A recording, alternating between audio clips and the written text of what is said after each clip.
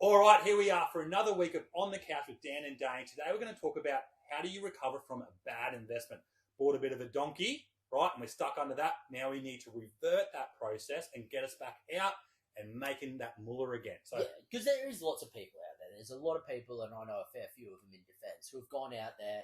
We won't name names, won't name locations, but they've gone and bought an asset, and it's either done one of two things. It's either gone backwards in value, so I'm talking like $50,000, $100,000, $200,000 backwards in value, so you're behind the eight ball, or it's just plateaued in value. So rather than it being like a monster where it's gone up by that $200,000, it's just stayed the same, right? Yeah. And you're going to have two different approaches when you consider what these donkeys look like, as you put it. Yeah, exactly. And I think the biggest one is actually realising that it has been a shit investment. Yeah, no one wants to admit to that, right? No Because you've got to stare in the mirror and you've got to go, you know what? You've chosen a terrible property and it's going to cost you money. Yeah. Obviously didn't have all the great ingredients, Exactly. All the strike, triangle of locations, right, that we definitely follow to a T. So the biggest thing there, I think, is when you are looking at it and then it has been realised as a poor investment, is to get out.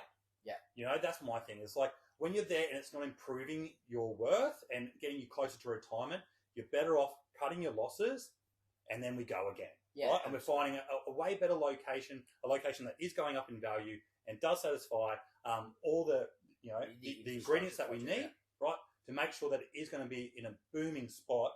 And, you do get a bit of a CGT. You get to carry that loss forward later on when you do sell a property and so on and so forth. So there's a bit of a silver lining. I know that's not the best one, but it is there. Okay. What about yourself, Dan? Yeah, absolutely. And I mean, for me, when I start thinking about it, it's the opportunity cost, right? Because if I've bought a poor investment over here and I've sunk in and I've got a $500,000 mortgage against it, that is $500,000 that I can't allocate towards a performing investment.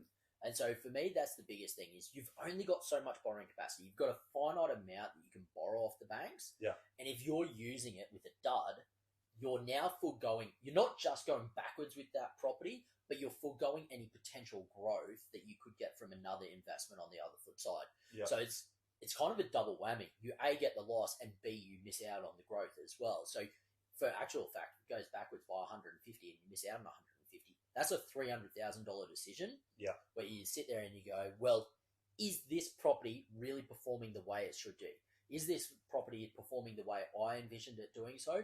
Or am I just sitting there slugging it out, trusting my tenant to look after my house for me while it's not doing anything? Exactly. And you really it's really hard to actually make that decision where you turn around and go, no, it's not the right performer for me, because you know that you need to accept you've made a poor choice and no one wants to admit that to themselves. Exactly, mate, exactly. So just remember, location is one of the most important parts of property selection. So don't let your entitlements drive your decision, and sure as hell don't let emotion drive it, or else you might find yourself in a very sticky situation. So anyway, that's it for this week. We'll see you next week on the couch, Dan and Dane. See you then.